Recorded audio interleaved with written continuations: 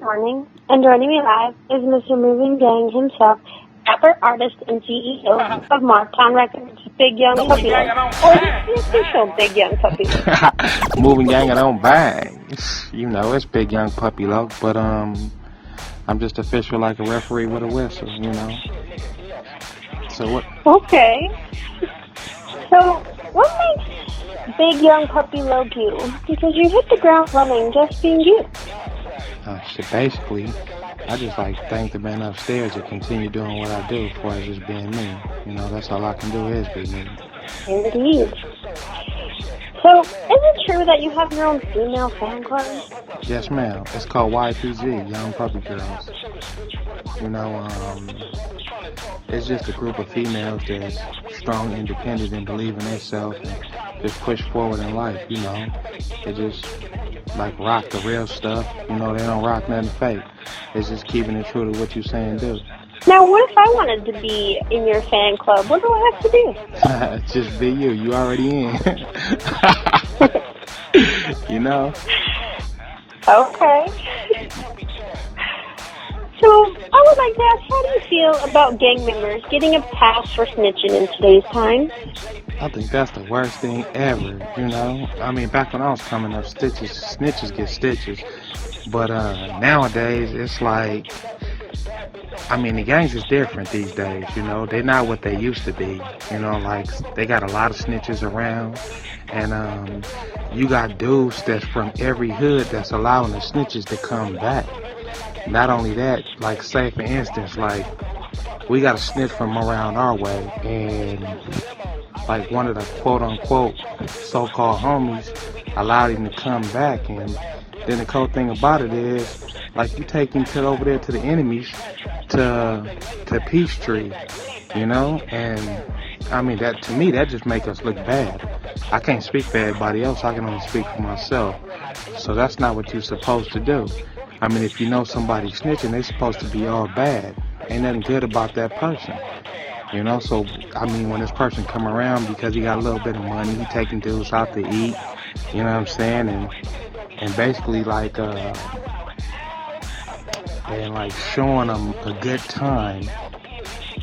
So it makes you think, like this is not what I signed up for.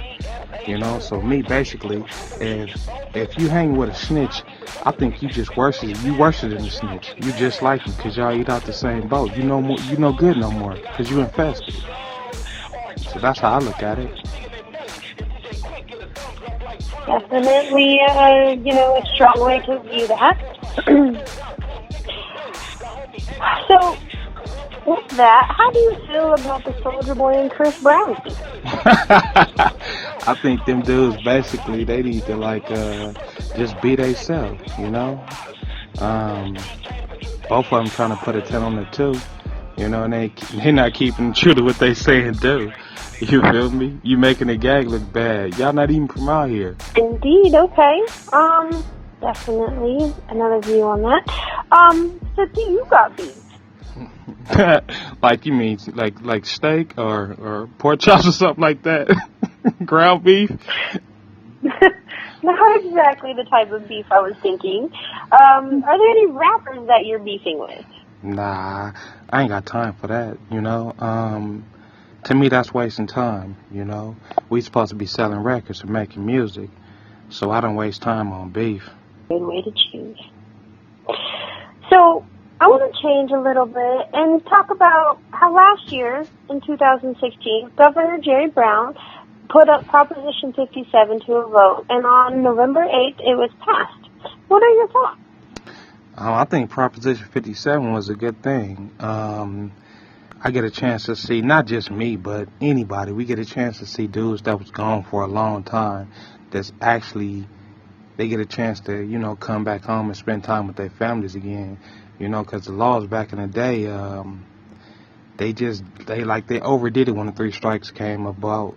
Like, say, for instance, you got a dude, one dude got struck out over a slice of pizza, another dude got struck out for, I think he stole some donuts or something, or under $12, but it wasn't enough to take a person's life away. You know, one thing about the system, like they overdid what they did, what they do, a little bit too much. So I believe when you dish out too much wrong, you know what I'm saying, the good Lord bring it back, and he snatched that power away just like how he doing, you know. So now it's like Jerry Brown said, we didn't know that when he first did the law, he didn't know the dudes was going to come to prison for a certain amount of time, and then they was going to get old, you know. So they spending more money taking care of them people that's in prison than what they is making from them being in there, you know. So it's costing them more.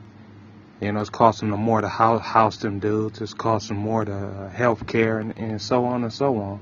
So the Proposition 57, it actually it opens the door, and they took it back to modern day time. You know, the time that fits the crime, not football numbers, because that's what they've been handing out. Right. So for you to be able to still do what you do, how you do it, how do you feel? Oh, I feel good. It's like the best thing going. You know, that's all I know how to do is be me. Hold my head up and stand tall through it all. Good motto. So I hear you have a new album coming out. What is the name of your new album? It's called A Gangsta Car Volume 1. Okay, so a little view on the gangster side of you? Yeah, just me being me, you know, just me being me, making good music, doing what I love to do best, you know, moving forward without looking backwards. I just take you off into my world, you know, VIP, everything for free, you know? Okay, indeed. So with that being said, is it true about what I heard, that you are in the works of a reality TV show? Oh yeah, and you know it. The name of my album is called A Gangsta Car Volume 1, a reality show coming called A Gangsta Car Volume 1, and I also got a movie coming out called A Gangsta Car Volume 1, you know, so I'm just keeping it true to what I say and do, giving it all back to you, just like I know how to do it. Sounds like big things coming. And you know it. And so with that, I also heard about you have new shirts coming out. What is the name of it going to be? Yeah, I got some new shirts coming out called West LA Moving. You know, basically I'm just like starting with the gangsters in my area. You know what I'm saying? Much love to all the homies, you know what I mean? It's a gangster nation, but at the same time, I'm going to start from home and work my way out. So I'm starting with all the West LA gangsters, you know what I mean? And once I get that trunk tight, then we go venture out and move forward, you know what I mean? And bring us all together as a collector's item. But you got to get home, right, before you can actually go somewhere else and do anything. So that's what I'm doing. I'm just getting home, right? Starting with my own backyard. You know? I hear that. Great way to start is home. So with that, you did pretty good on your last T-shirts. How much did you make? Look at you, Miss Lady. You know, I just made some change. It was a little bit of nothing. So, young puppy, look, what are you going to do with all that money? You've been watching TV, ain't you? A good girl never tells. That's right, so we're not going to say nothing. Yeah. You know? Okay. So, kind of a little background here. What age did you start doing music? I started doing music when I was like, I'd say about 13, 14, you know. That's when I actually like wanted to do it, but when I started opening up my mouth, it was like 14 for sure. You know, everything we was rapping about. Well, I started rapping with I started off rapping with my homeboy Baby Insane, you know, and he had like a little radio with the microphone hooked up to it, and you know, we used to be drinking 40 ounces and shit, you know what I mean? And we'd get drunk and smoke our little joints and shit, and we'd start trying to rap, you know, but it was just like corny rap. Everything we said, it was like something about a truck, jumping out of a truck, riding in the truck, you know what I mean? So we just started practicing, you know. Then once I graduated, I started rapping with my homegirl, Miss Tyson Loke, and my homie, rest in peace, Lil Rap, you know, and I was starting to get better and better, you know. And then when I graduated from that, you know, I started rapping with my cousin Mac Rhythm, and you know, it was like I was at the top of my game then, you know, 'cause Mac Redland was like training me. You know what I mean? Like we was freestyling, and we used to go to battle competitions and all of that. And shit, we'd walk in a circle and whatever. He'd point to, I just start busting. If he point to his shoes, I'll rhyme from his shoes. If he point to somebody's shirt, I'll rhyme from their shoes to their shirt. If he point to their face, I'll rhyme from the shoes to the shirt to their face. We was hot, you know what I mean? So, Okay. once I found myself, I just never looked back. Okay, so with all these things going on, who would you say inspired you? I'll say, my G homie Short Dog from the Lynch Mob, you know what I mean? Once I actually seen somebody that I know really on TV keeping it cracking and making it happen, that's what made me want to do it, you know? And then I say like right after then, you know, I was like watching Snoop Dogg at the Dog Pound, everybody from Death Row Records, you know, and that's what made me want my own record label right there. Okay. And so you named, you know, quite a few big artists there. So besides them, who did you grow up listening to? Yeah, that's what we basically did. I liked that Ice Cube. I liked the Lynch Mob. I liked that NWA, Eazy. I liked that Snoop, the Dog Pound, Lady of Rage, Warren G. Majority of the West Coast stuff. You know what I'm saying? Like, I'm real picky with that rap. You know, it's just the gangster music that made sense and that I can relate to. Okay. So, if you're picky about your rap, who would you say is your favorite rapper? To tell you the truth, I gotta give it to Snoop Dogg. Okay, the Godfather. Yeah. He was like, he was doing his thing, you know what I'm saying? Whatever he touched the topic on, he was just like opening up, and he made you feel exactly where he was coming from, you know? And the things that he was rapping about, you know, that's what we was going through at that time. Okay, gotcha. So, you had an uncle pass away in 2015. What was his name and how did that happen? Yeah, that's my uncle Godfather Greg. He was in the California State Prison, and it's called I think he was in Vacaville or something. But he was up there because it was a medical facility, and you know, he had a heart attack in the cell, so you know, he fell out on the floor, and he was at the same time he was like trying to let the guards know that he was having a heart attack, but they wasn't trying to hit him. They thought he was playing, so they just let him lay there, and he passed away. You know, so when they went over there to check on him, he was gone. You know, so that's how I lost my uncle. I'm sorry to hear that. And so, how is your grandmother, Mrs. Lopez, doing? She alright. She's standing tall through it all. You know what I mean? It's like she really trying to be strong. You know, and just like really be there for her kids. You know, I got a strong grandma. That's like my best friend right there. You know, so she holding it down. Right. Well, oh my God, I almost forgot. I heard you bought her a Benz. Yeah. Basically, like I said, that's my baby. You know what I mean? So when my uncle passed away, I felt like, you know, I wanted to show her how much that you know, that I got her back. Because, you know, my grandma has been the one there for me all my life. You know, she had my back since day one. You know, she was the one that raised me. But when she got the message that my uncle had passed away, she had to fill out some form and send the money off so they can actually send her his ashes.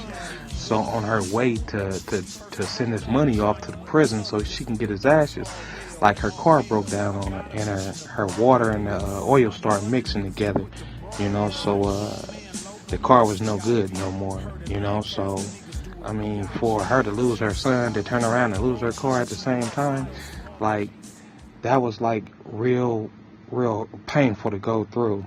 So I just wanted to put a Band-Aid, you know, on the situation. And, you know, I know I couldn't bring my uncle back, but at the same time, I just wanted to let her know she was appreciated. Indeed you did. So kind of making this a little bit on a lighter side of things, how do you feel about the landmark that you made for Martown Records? Oh, that's the best thing going. I mean, me, basically, I just want to show my homies that it was more to life than up the street and around the corner. That's not all I know. It's just all we used to show at times, but it's more than life to that. So every time I do something, I try to show the homies something different. Like my first video shoot, I took the homies up out the turf, and I took them all the way out, like 2 hours away from the turf. You know what I mean? I rent the party bus out. You feel me? And to get on the bus, the only thing you had to do was buy one of my shirts. So everybody showed up and showed out. Once they got on the bus got on the freeway and took them to an unknown location. Next thing you know, the doors came open and it was like 4th of July. You know what I mean? All the food they can eat, love riders, cake, everything, the whole nine. My camera crew, we ain't used to doing stuff like that. You know what I'm saying? So to actually see it from a distance, it felt gooder than what it looked. So that's how we kicked my first video shoot off. We kicked it off as a unit. Each one teach one. And we stand together, we fall. I like that. So speaking about that, on March 3rd, every year, Martown celebrates. Why is that? March 3rd is like our birthday. My turf started in 1978. No, I was born in 78. My turf started in 1979. So it's like a celebration. When I first made up Trey Day for the turf, me and my homeboy Lil Rab, rest in peace, it was like basically we wanted to pay respects to the homies that wasn't here no more and the ones that was locked away forever. So we had started something called Rags and Roses. Where actually we would go to the gravesite and put roses on the homies' graves and some rags, and if we, whatever we had, if we could send it to the prisons, to look out for the homies that wasn't coming back home, that's what we did. So that's how we kicked off our Trey Day. I can't speak for nobody else, I can only speak for myself. So it was a birthday, we made it like a birthday party and we just turned it into a celebration. I mean, we did this March 3rd, 1993. We didn't know like 2-3 decades later that the homies was going to still be celebrating and representing like this. So all this is a blessing. So I just took the negative and turned it into something positive. That's all. All right, and I heard you say Trey Day. Can you elaborate a little more on that? Yes, ma'am. Yeah, Trey Day, like in West LA, my set is we the first Treys. Everything else came after us. The Playboys, the Mansfields, and such on and such on.